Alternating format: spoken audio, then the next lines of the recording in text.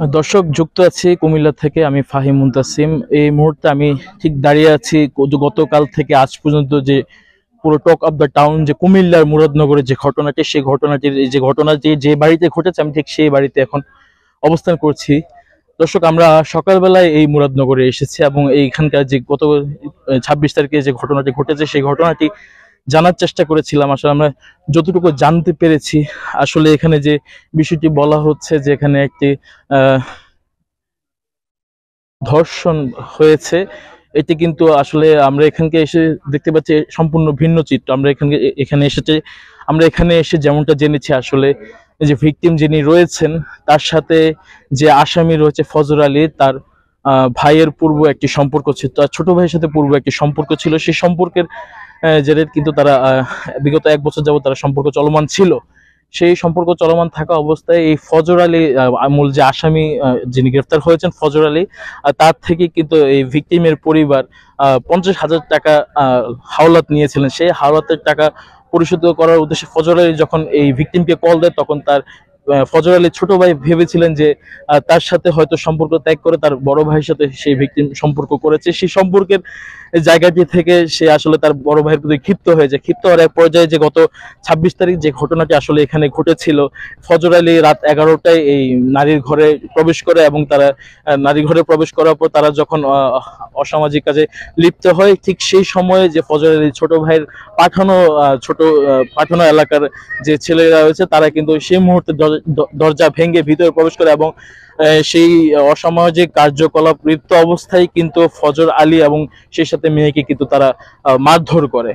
ঘটনার পরপরই কিন্তু এই ফজর আলী ঘটনাস্থল ত্যাগ করে এবং সে আত্মগোপনে চলে যায়।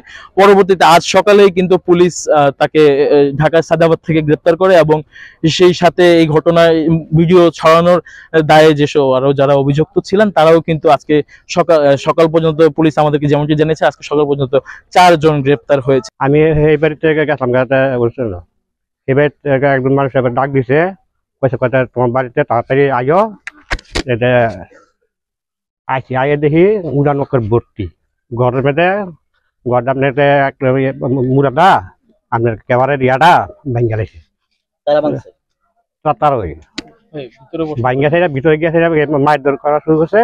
এরপরে আমি ঘরের ভিতরে গেছি, গিয়া সেটা এমনি বরাবর গেছি আর আইছি, কোনো সুযোগ পাইছি না। তারা আমার মারতাছে, যেটা আমি কাজটা গিয়ে আপনাকে ফিরেছি কিন্তু।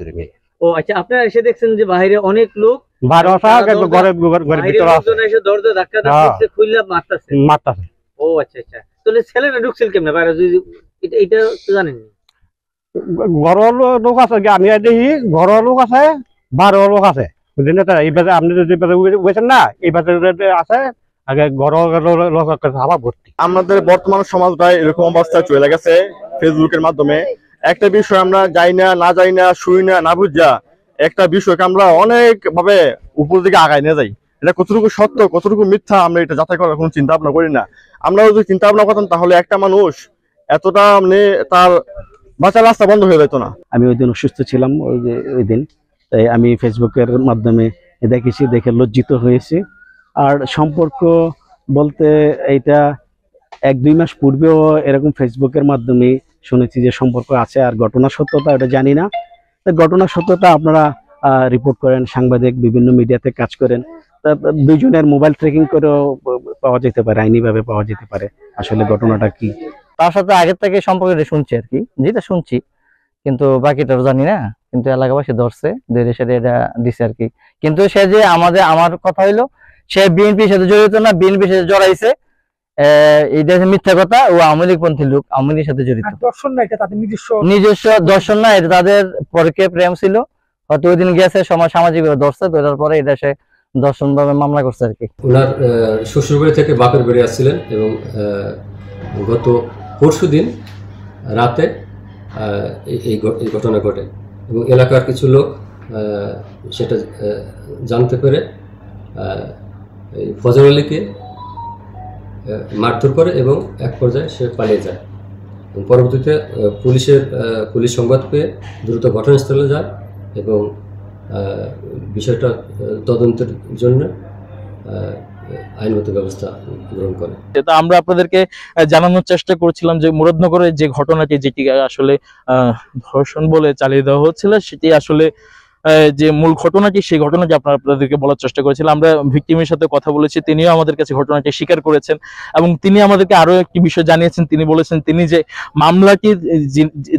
মামলাটি করেছেন, সেই মামলাটিও কিন্তু তিনি উঠিয়ে নেবেন এবং এই মামলায় যাদেরকে তিনি আসামি করেছেন তাদেরকে আসামি তালিকা থেকে তাদেরকে কিন্তু বাদ দিবেন বলে তিনি আমাদেরকে জানিয়েছেন। তো এই ছিল আমার কাছে কুমিল্লা মুরাদনগর থেকে সর্বশেষ।